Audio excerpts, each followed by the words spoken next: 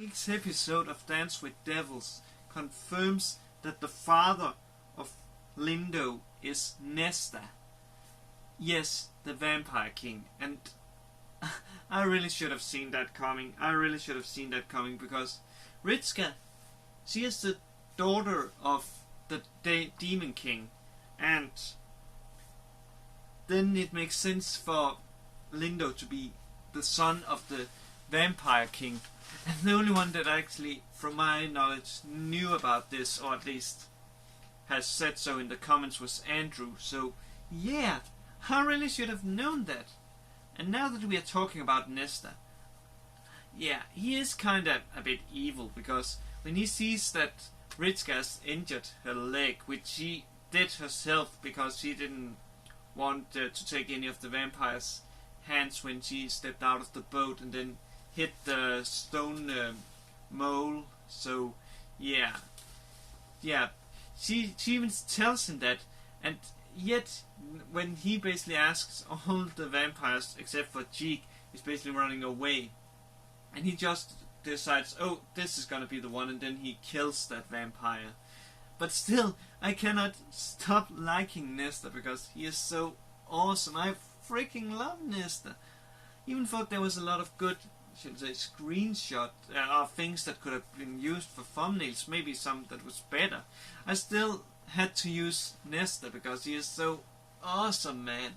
He is so awesome, man. I freaking love him. And we find out that, shall we say, the reason why he actually, shall we say, impregnated Martha was because he basically used her. He used Martha. He wanted information about the Forbidden Grimoire, and Martha, she wanted him. So it was kind of like a trade. So yeah, that is so. That's how Lindo was, shall we say, conceived. And he kind of looks a bit down on Lindo because he doesn't thirst for blood, unlike his father, who, yeah, man, he is awesome. His father, Nesta. I really hope that he doesn't die. The one person I have ever hoped dies is Cheek, because he is really nasty. First of all, he lies about Ritska being able to go back after Nesta removing the Grimoire's power, which Nesta is gonna do by drinking all her blood, which would of course kill her, but that is necessary in order to remove the Grimoire's power. And then when, shall we say, he talks down to Ritska when she doesn't address Lord Nesta as Lord Nesta, but instead just Nesta, like she is on equal footing with him. So yeah, I really don't like Cheek. And also, man, he basically are like, even when she don't want to go there, he basically drags her there. And then when she injures Nesta by basically stabbing him with, or shall we say, cutting him with a golden scissor. So yeah, let's just say like this. He is, I'm pretty sure if she wasn't important, he would just have broken her neck. Because, man, he looked really angry. And at the end, he takes her hostage by holding that golden scissor at her neck. So, yeah. And actually, Asuna, she actually shows up in this episode as a ghost. Or, I'm not sure if she's a ghost, but basically she tells her, Ritska, that she shall not be sad over her death because, yeah, let's say it like this.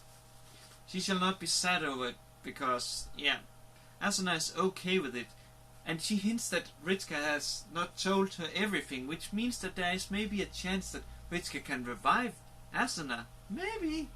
We will see in the next episode. I'm really looking forward to seeing that, because I really want Asuna back. She was such a lovable character. Oh yeah, also Cheek, he actually doesn't feel any remorse over killing Asuna. He thinks it's just like, okay. And now let's talk about the devils, because that's really interesting, because they have actually been searching for Ritska, but they are not able to find her, and neither is Lindo. They would actually have been stuck if it wasn't because Luwei, if Lu Wei hadn't shown up in this episode and told them that she was at Nesta's castle, and then I think it was him or it was Lindo that puts down the queen crown on the skak table. So yeah, and then Rim he basically puts down the king crown and says, "I'm gonna surrender." It's a complete checkmate, and by that he means that he is in love with Ritzka and he accepts the feelings. And let me say it like this: I kind of hope that him and Ritzka ends up together, even thought it in a way would make most sense for Lindo and Ritzka to get together, because a vampire, a human, and the grimoire. But then again, no, because... Oh wait a sec. Yes, because Ritzka is also a devil, so that would kind of unite the three factions into one family. But still, I want Ritzka and Rim to get together, because it has been built up so much, and oh man, I like it. But the devils departs, and Rim takes Lindo with him, which is of course a great thing, because considering how to say they fought in the last episode, it's a great thing for Rim to basically forgive him and then take him with him, because he's maybe able to support them in the fight.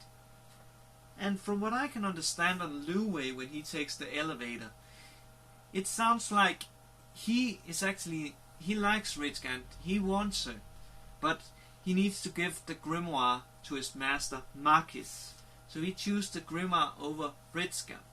Or maybe he actually doesn't do that, because at the end we have a song where the devils, Lu Wei and Lindo, tells Ritzka that they love her, and Ritzka, she cries.